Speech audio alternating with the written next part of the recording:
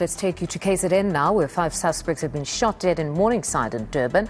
They've been linked to a deadly shooting in the Springfield area. On that fateful day, police stormed into the hideout. Bevan Loftus and his associates opened fire, desperately trying to escape. However, their fate had already been sealed. Authorities called it a necessary operation against dangerous criminals, but Loftus's father tells a different story, one of cold-blooded execution. So what really happened? This is the story of alleged gang boss Bevan Loftus from Durban, South Africa.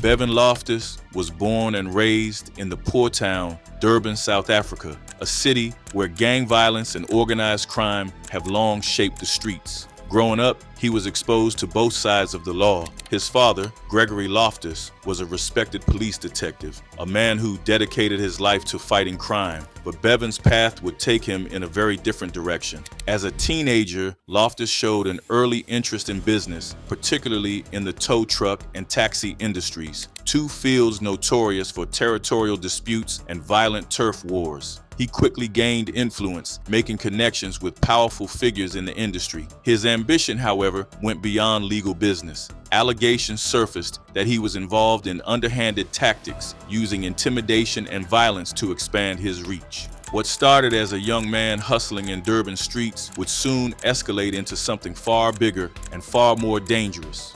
As Bevan Loftus expanded his hold over Durban's tow truck industry, he gained more than just financial success. He gained power. The tow truck business in South Africa is infamous for its brutal turf wars, with operators often resorting to violence to dominate lucrative accident zones. Loftus allegedly played a key role in these conflicts, using intimidation tactics to push competitors out of the market. But his ambitions didn't stop there. Loftus was soon linked to organized crime, extending his influence beyond towing into security services, illicit trade, and most notably, drug trafficking. His name became feared in the streets of Wentworth, a crime-ridden suburb of Durban, where many in the community believed that Bevan Loftus led the Hollywood gang and was behind the rampant shootings that have taken place over the past few years. This group was known for its territorial control, violent retaliations, and alleged connections to a broader drug network.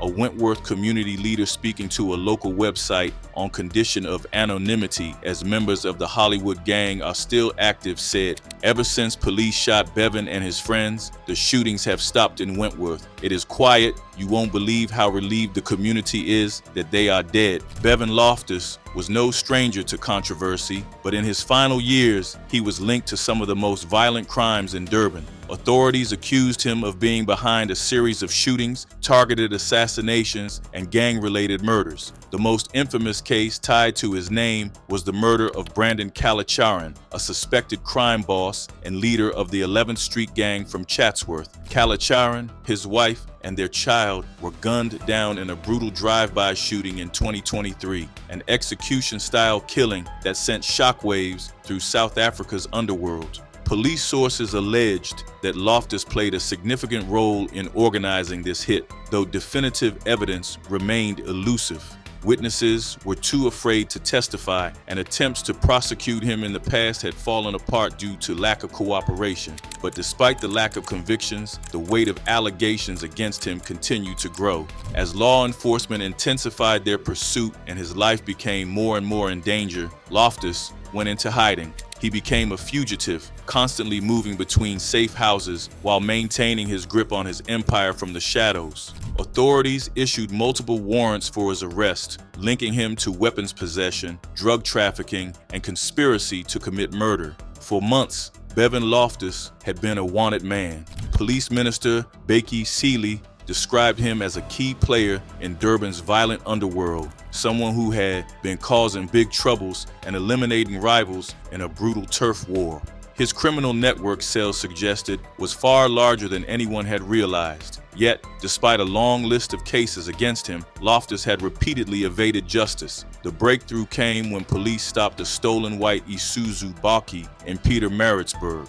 Inside, they found a rifle, ammunition, and Mandrax tablets. The arrested suspect led them to an apartment in Hillcrest where more weapons were discovered. But the biggest revelation was yet to come. Loftus's hideout in Morningside, Durban. On April 1st, 2023, a highly trained police task force, including the anti-gang unit and K9 unit, moved in. As they tactically penetrated the flat, gunfire erupted. According to official reports, Loftus and his men opened fire on the officers, sparking an intense shootout. A policeman was hit, but survived thanks to his bulletproof vest. When the smoke cleared, Bevan Loftus and his 4 associates, Ryan Santos, Michigan Hippolyte, Sela Zondi, and Chase Finn, lay dead. The police seized 5 rifles, 4 pistols, and stacks of cash. Along with the Isuzu Baki, this has linked the gang to a triple murder in Springfield Park just weeks earlier.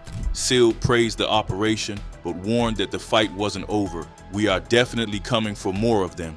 With Loftus gone, the streets of Wentworth fell silent. Some saw it as a victory, others as an execution. But one thing was clear, his reign was over.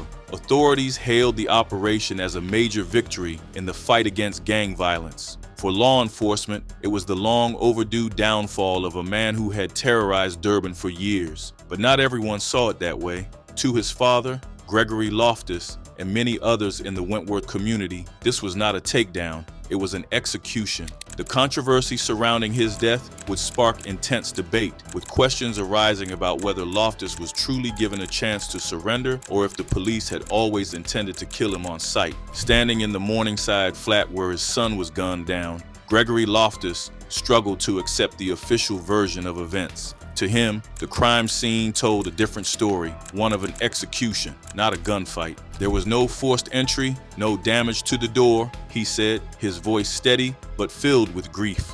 Bullet holes in the walls, he noted, came from high-caliber weapons, fired not in a chaotic shootout, but with precision. With 20 years of experience in the SAPS, Loftus believed the victims were taken by surprise. They were sitting on the couch, on their phones, he explained. Bevan's cell phone was found under him. Ryan had his in hand. That tells me there was no fight. Neighbors recalled hearing police shouting, likely ordering them to get down. But what happened next, Loftus insisted, wasn't standard procedure. The AK-47 placed in Bevan's hand was staged, he said firmly. Bevan was right-handed. They got it wrong. For him, the scene was clear. His son and the others were unarmed and never stood a chance. Regardless of which version one believed, one fact remained. Loftus's death marked the end of an era in Durban's underworld. But even in death, his legacy would continue to fuel controversy and speculation. In an interview with ENCA, Gregory Loftus strongly denied allegations that his son was a drug dealer. So what do you believe is the motive for what you believe was happening to Bevan? Okay, there's this thing going around that Bevan's a drug dealer. Yeah. Bevan's not a drug dealer. Bevan's a legitimate businessman. The amazing thing is that the actual drug dealers collude with the police and are creating this narrative.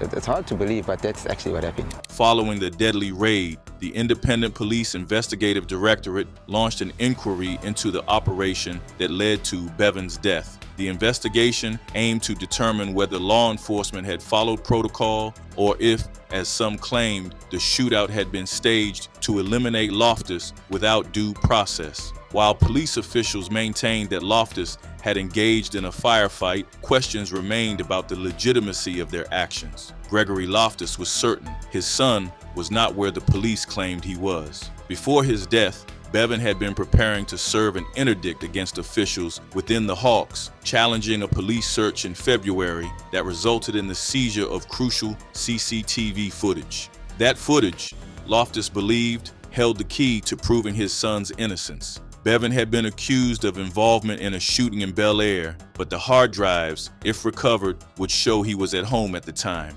Another incident outside a well-known butchery on the bluff had police alleging Bevan opened fire on officers. Gregory, however, insisted otherwise. The CCTV footage shows Bevan was at home, he said. We want the hard drive back to prove the Hawks lied. To Gregory, his son's death wasn't just an operation, it was an execution, linked to a similar police shooting in Newlands East just weeks earlier. Meanwhile, KZN police stood by their narrative, maintaining that Bevan and the others were part of a violent drug syndicate. But for Loftus, the truth had been erased, just like the footage that could have saved his son.